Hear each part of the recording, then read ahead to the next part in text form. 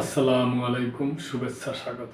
প্রিয় দর্শক, এটাও ফিলিস্তিনি গাজা নিয়ে আমাদের দেশে যে আজকে বড় হয়েছে, মিটিং এবং সমাবেশ হয়েছে, ওই ব্যাপারেই একটা সংবাদ।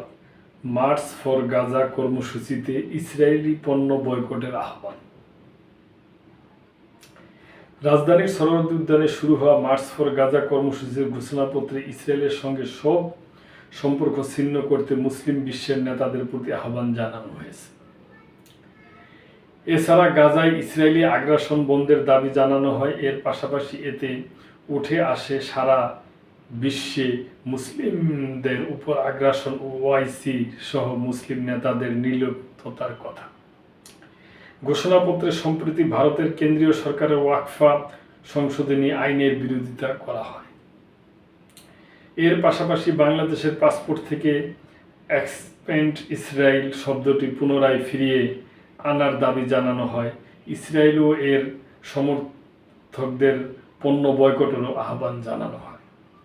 ঘোষণাপত্রে বলা হয়, আজ আমরা বাংলাদেশের জনতা যারা জুলুমের ইতিহাস জানি, প্রতিবাদের চেতনা ধারণা করি, সমবেত হয়েছি গাজার শহীদদের পাশে দাঁড়াতে।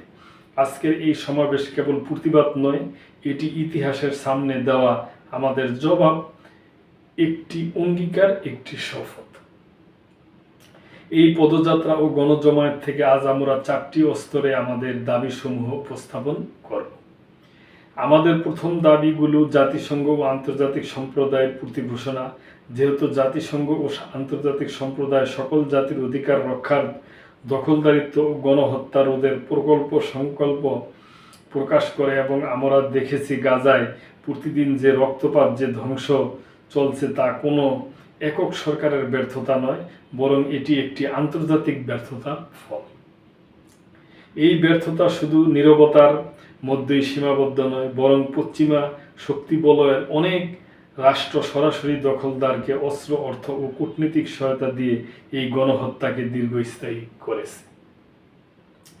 এই বিশ্ব ব্যবস্থা দখলদার ইসরায়েলকে প্রশ্নবিদ্ধ না করে বরং রক্ষা করার প্রতিযোগিতায় নেমেছে।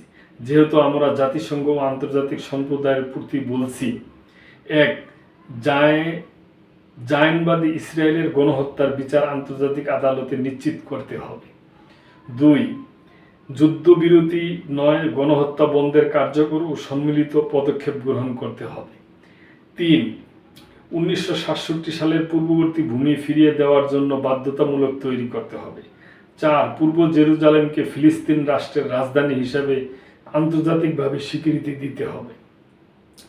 5, ফিলিস্তিনের আত্মনিয়ন্ত্রণ, নিরাপত্তা এবং রাষ্ট্রীয় সার্বভৌমত্ব প্রতিষ্ঠার পথ উন্মুক্ত করতে হবে।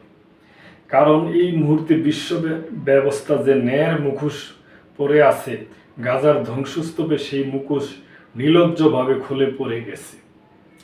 আমাদের দ্বিতীয় দাবিগুলো মুসলিম উম্মার নেতৃবৃন্দর প্রতি। যেহেতু আমরা বিশ্বাস করি ফিলিস্তিন কেবল একটি ভূখণ্ড নয়, একটি মুসলিম উম্মার আত্মপরিচয়ের অংশ, এবং গাজা এখন কেবল একটি যুদ্ধ বিধ্বস্ত শহর নয়, এটি আমাদের সম্মিলিত ব্যর্থতার প্রতিচ্ছবি। উম্মার প্রতিটি সদস্য, প্রতিটি রাষ্ট্র এবং প্রতিটি নেতৃত্বের উপর অর্পিত আছে এই আমানত, যা আল্লাহ প্রদত্ত ভ্রাতৃত্ব ও দায়িত্বের সূত্রে আবদ্ধ। ইসরায়েল একটি অবৈধ দখলদার গণহত্যাকারী রাষ্ট্র, যা মুসলিমদের প্রথম কেবলা ও একটি পুরো জনগোষ্ঠীর অস্তিত্ব নিশ্চিহ্ন করতে উদ্যোগ হয়েছে। ভারতের হিন্দুত্ববাদ আজ এই জায়নবাদী প্রকল্পের প্রতিধ্বনিতে পরিণত হয়েছে। মুসলমানদের বিরুদ্ধে সুপরিকল্পিত দমন নির্যাতন চালিয়েছে। ভারতের সম্প্রতি আইন সংশোধনের মাধ্যমে মুসলিমদের ধর্মীয় ও ঐতিহাসিক সত্ত্বাধিকার হরণ করা হয়েছে, যা উম্মার জন্য একটি স্পষ্ট সতর্কবার্তা। সেহেতু আমরা মুসলিম বিশ্বের সরকার ও ওআইসির মতো বহুজাতিক সংগঠনগুলোর নিকট দৃঢ়ভাবে আহ্বান জানাই, এক, ইসরায়েলের সাথে অর্থনৈতিক, সামরিক ও কূটনৈতিক সকল সম্পর্ক অবিলম্বে ছিন্ন করতে হবে। 2, জায়নবাদী রাষ্ট্রের বিরুদ্ধে বাণিজ্যিক অবরোধ ও নিষেধাজ্ঞা আরোপ করতে হবে। 3, গাজার মজলুম জনগণের পাশে সর্বাত্মক সহযোগিতা নিয়ে দাঁড়াতে হবে। চিকিৎসা, খাদ্য, আবাসন ও প্রতিরক্ষা সহযোগিতা সহ 4 আন্তর্জাতিক পর্যায়ে ইসরায়েলকে একঘরে করতে সক্রিয় কূটনৈতিক অভিযান শুরু করতে হবে। 5 জায়নবাদদের দোসর ভারতের হিন্দুত্ববাদী শাসনের অধীনে মুসলিমদের অধিকার হরণ, বিশেষ করে ওয়াকফ আইনের সংশোধনের মতো রাষ্ট্রীয় আগ্রাসনের বিরুদ্ধে ওআইসি ও মুসলিম রাষ্ট্রগুলোকে দৃঢ় প্রতিবাদ ও কার্যকর কূটনৈতিক অবস্থান নিতে হবে। কারণ গাজার রক্তে রঞ্জিত হওয়ার আগেই গাজার পাশে দাঁড়ানোই উম্মার জন্য সম্মানের একমাত্র পথ, এবং যে নেতৃত্ব আজ নীরব কাল ইতিহাসের কাঠগড়ায় দাঁড়াতে বাধ্য হবে। আমাদের তৃতীয় দাবিগুলো বাংলাদেশের সরকারের প্রতি। যেহেতু বাংলাদেশ একটি মুসলিম সংখ্যাগরিষ্ঠ রাষ্ট্র, যার স্বাধীনতা সংগ্রামের ভিত্তিতেই নিহত রয়েছে অন্যায় অবিচারের বিরুদ্ধে প্রতিরোধের চেতনা, এবং আমরা বিশ্বাস করি ফিলিস্তিনের প্রশ্নে বাংলাদেশ মানবতা নয় ঈমানের পক্ষ এক ঐতিহাসিক অবস্থানে আছে। একটি গণতান্ত্রিক রাষ্ট্র হিসাবে সরকারের দায়িত্ব জনগণের ঈমানি ও নৈতিক আকাঙ্ক্ষার প্রতি শ্রদ্ধা রাখা। বাংলাদেশের জনগণ গাজার পাশে থাকার অঙ্গীকার করেছে, তাই রাষ্ট্রীয় দায়িত্ব জনগণের আকাঙ্ক্ষার প্রতিফলনে দৃঢ় পদক্ষেপ গ্রহণ করা। সেহেতু আমরা বাংলাদেশের সরকারের প্রতি দৃঢ়ভাবে আহ্বান জানাই। এক, বাংলাদেশি পাসপোর্ট এক্সপেক্ট ইসরায়েল শর্তপূর্ণ বহাল করা, ইসরায়েলকে রাষ্ট্র হিসাবে স্বীকৃতি না দেওয়ার আহ্বান আরও সুস্পষ্ট প্রকাশ করতে হবে। 2, সরকার ইসরায়েলি যত প্রতিষ্ঠানের সাথে চুক্তি হয়েছে তা বাতিল করতে হবে। 3, রাষ্ট্রীয়ভাবে গাজার ত্রাণ ও চিকিৎসা সহায়তা পাঠানোর কার্যকর ব্যবস্থা নিতে হবে। 4, সকল সরকারি প্রতিষ্ঠান এবং আমদানি নীতিতে জায়ানবাদী কোম্পানির পণ্য বর্জনের নির্দেশনা দিতে হবে। 5, জায়ানবাদদের দোসর ভারতের হিন্দুত্ববাদী সরকারের অধীনে মুসলিম ও অন্যান্য সংখ্যালঘুদের উপর চলমান নির্যাতনের বিরুদ্ধে রাষ্ট্রীয়ভাবে প্রতিবাদ জানাতে হবে।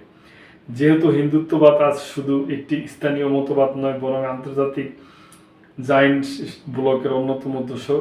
6, পাঠ্য বই ও শিক্ষার নীতিতে আলাস্কার ফিলিস্তিনি এবং মুসলিমদের সংগ্রামী ইতিহাসকে অন্তর্ভুক্ত করতে হবে, যাতে ভবিষ্যৎ প্রজন্ম মুসলিম আত্মপরিচয়ের সাথে গড়ে ওঠে।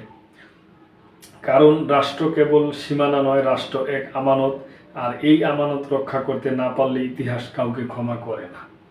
আমাদের সর্বশেষ দাবিগুলো নিজেদের প্রতি, যা মূলত একটি অঙ্গীকারনামা। যেহেতু আমরা বিশ্বাস করি আল কুদস কেবল একটি শহর নয়, ঈমানের অংশ। আমরা জানি বাইতুল মাকদিসের মুক্তি অন্য কারো হাতে নয়, আমাদের এই কোনো প্রজন্মের হাতে তা লেখা হবে।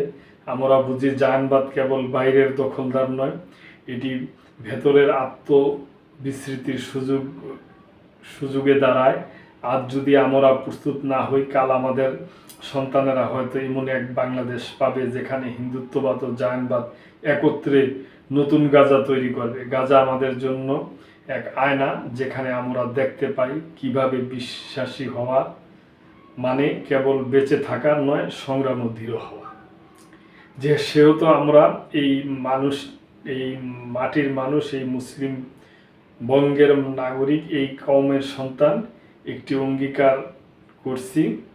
1, আমরা বয়কট করব প্রত্যেক সেই পণ্য, কোম্পানি ও শক্তি যা ইসরায়েলের দখলদারিত্ব টিকিয়ে রাখে। 2, আমরা আমাদের সমাজকে প্রস্তুত করব এমন সালাউদ্দিন তৈরি করার জন্য যারা বাইতুল মাকদিসের মেম্বার পুনরুদ্ধার করবে ইনশাল্লাহ। 3, আমরা আমাদের সন্তানদের এমনভাবে গড়ে তুলব যারা নিজেদের আদর্শ ভূখণ্ড রক্ষা জান ও মালের সর্বোচ্চ ত্যাগে প্রস্তুত থাকে। 4, আমরা বিভাজিত হব না, কারণ আমরা জানি বিভক্ত জনগণকে দখল করতে দেরি হয় না। আমরা ঐক্যবদ্ধ থাকব যাতে এই বাংলাদেশে কখনো কোনো হিন্দুত্ববাদী প্রকল্পের পরবর্তী গাজার পরিণত না হয়। আমরা শুরু করব নিজেদের ঘর থেকে, ভাষা, ইতিহাস, শিক্ষা, অর্থনীতি, সমাজ সবখানে অঙ্গীকারের ছাপ রেখে। আমরা মনে রাখব গাজার শহীদরা কেবল আমাদের দোয়া চান না, তারা আমাদের প্রস্তুতি চান। অধিবাসীদের সমাপ্তি শান্তি বর্ধিত হোক। গাজার নিহত অধিবাসীদের উপর, তাদের উপর যারা সরব করছেন, যারা ঈমানের প্রমাণ নিয়েছেন, যারা ধ্বংসস্তূপের মাঝেও প্রতিরোধের আগুন জ্বেলেছেন, বিশ্বের নীরবতা ও উদাসীনতার যন্ত্রণা হাসি মুখে বুকের মাঝে ধারণ করেছেন। শান্তি বর্ষিত হোক। হিন্দ রজব রিম ফাদি আবু সালে এবং মোহাম্মদ আল দুসারদের উপর, যাদের রক্তে আকাশ রঙিন হয়েছে, যাদের চোখে ছিল প্রতিশোধের দীপ্ত। শান্তি বর্ষিত হোক বাইতুল মাকদিসের গর্বিত অধিবাসীদের উপর, যাদের হৃদয়ে এখনো ধ্বনিত হয় আল কুদস লানা। গাজার জনগণকে অভিনন্দন, আপনারা ঈমান স্বরূপ আর কুরবানি মহাকাব্য রচনা করছেন, দুনিয়াকে দেখিয়েছেন ঈমান আর তাওয়াক্কুলের শক্তি।